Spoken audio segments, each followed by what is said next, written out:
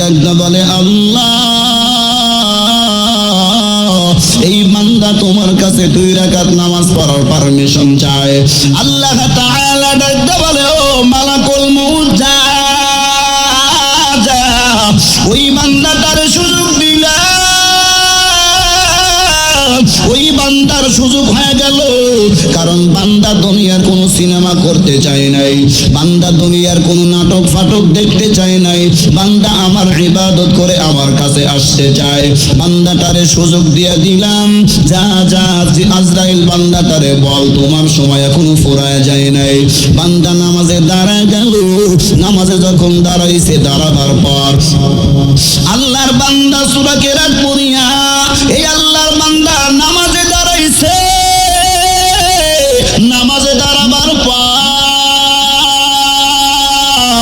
আল্লাহর বান্দা নামাজটা শেষ করিয়া এবার আল্লাহর বান্দা ডাকতে বলে ভাই আমার রূহটা কবজ করতে পারে, আপনার কাছে আমি সব অনুমতি দিয়ে দিলাম। আল্লাহ তাবারাকা ওয়া তাআলার ফেরেশতা ডাক দিয়া কয় ও ভাই আপনার কোন শেষ আবেদন আসেনি? বলে আল্লাহর বান্দা ডাক দিয়া বলে ভাই আমার একটা পেশা হলো, আমি যখন নামাজ শেষ করি, নামাজ শেষ করার পর আমার একটা পেশা হলো আমি প্রত্যেক দিন সূরা ইয়াসিনটা পড়িয়া তারপরে দুনিয়ার কাছে হাত দেই। জোরে বলেন আল্লাহু আকবার। সূরা ইয়াসিনটা পড়িয়া তারপরে আমি দুনিয়ার কাছে বাড়ি হয়ে যাই। আল্লাহর বান্দা ডাকতে বলে আল্লাহ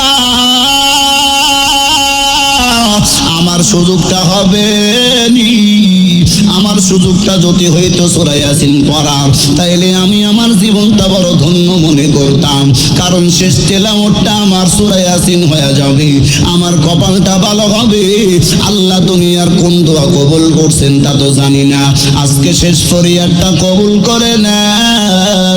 আল্লাহ তাআলা আজরাইলকে ডাকতে বলে ও আজরাইল এই বান্দার দোয়া আমি ফেরত দিতে পারি না, বান্দার দোয়াটা আমি মঞ্জুর করে নিলাম, বান্দারে সুযোগ দিয়ে দে সূরা ইয়াসিনের তেলাওয়াতটা বান্দা শেষ করে ফেলবে। জোরে বলেন আল্লাহু আকবার। ইয়া ইলাহি মুঝসে মুঝকো दूर कर, ताकि देखो मुझ में तुझको एक नजर मुस्तकीम